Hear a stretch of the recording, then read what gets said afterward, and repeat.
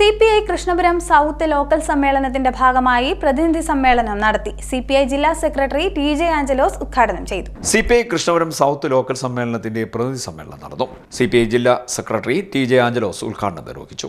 ഒരു പ്രദേശത്ത് അധികാരത്തിൽ വരണം എന്ന ലക്ഷ്യത്തോടുകൂടി മുന്നോട്ട് പോയാൽ വളരെ ബോധപൂർവം അവിടുത്തെ ജനങ്ങളിൽ വേർതിരിവുണ്ടാക്കാനാണ്.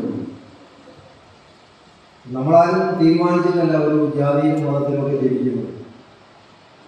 ആ രക്ഷകർത്താക്കളുടെ തുടർച്ചയായി നമ്മൾ അതിലേക്ക് വരുന്നു. സ്വാഭാവികമായി ആ രക്തത്തിൽ അത് അലിഞ്ഞു നിൽക്കുന്നു എന്നുള്ളതാണ്. അപ്പോൾ മറ്റേത് വിഷയങ്ങളെക്കാളും ജാതിയും മതവും പറയുമ്പോൾ മനുഷ്യരുടെ ഉള്ളിൽ സ്വാഭാവികമായും ആ ചേരിതിരിവുണ്ടാകും. ലോകത്തിലായിട്ട് മതങ്ങളുണ്ട്. നമ്മുടെ രാജ്യത്താണ് ജാതി എന്നുള്ളവർക്ക് വേർതിരിവുണ്ട്. അതേ മാർഗം കമ്മ്യൂണിസ്റ്റ് പാർട്ടി സ്വീകരിക്കാൻ കഴിയും. ഒരു പഞ്ചായത്തിൽ അധികാരത്തിൽ വരണം, ഒരു സംസ്ഥാനത്ത് അധികാരത്തിൽ വരണം എന്നുള്ള അടിസ്ഥാനത്തിൽ ബോധപൂർവം കൂട്ടക്കൊലകൾ നടത്തി ജനങ്ങളെ വേർതിരിച്ച് നിർത്തി അധികാരത്തിൽ വരാനുള്ള രീതി കമ്മ്യൂണിസ്റ്റ് പാർട്ടി സ്വീകരിക്കാൻ കഴിയും. പിന്നെ തെരഞ്ഞെടുപ്പിന്റെ മറ്റൊരു പ്രത്യേകത പണത്തിന്റെ സ്വാധീനം. കഴിഞ്ഞ നരേന്ദ്രമോദി ഗവൺമെന്റ് മൂന്നാം ഊഴത്തിലേക്ക് വരുമ്പോൾ 400 സീറ്റാണ് ഒരു സ്വപ്നം.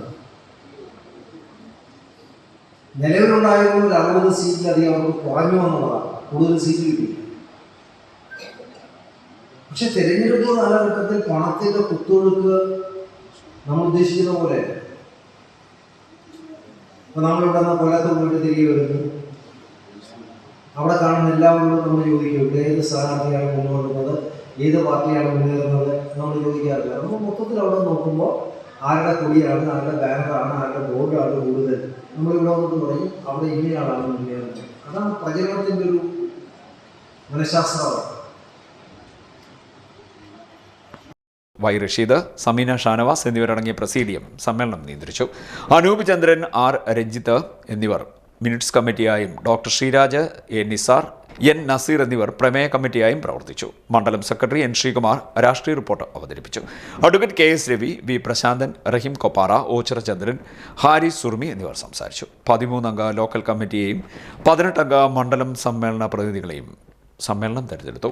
AK സജുവിനെ സെക്രട്ടറിയായും N നസീറിനെ അസിസ്റ്റന്റ് സെക്രട്ടറിയായും തെരഞ്ഞെടുത്തു. സമ്മേളനത്തിന്റെ ഭാഗമായി നടന്ന ഫുട്ബോൾ മത്സരത്തിലെ വിജയികൾക്കുള്ള മൊമെന്റോയും സർട്ടിഫിക്കറ്റ് വിതരണവും നടത്തി. CDNet news, Kayamkulam.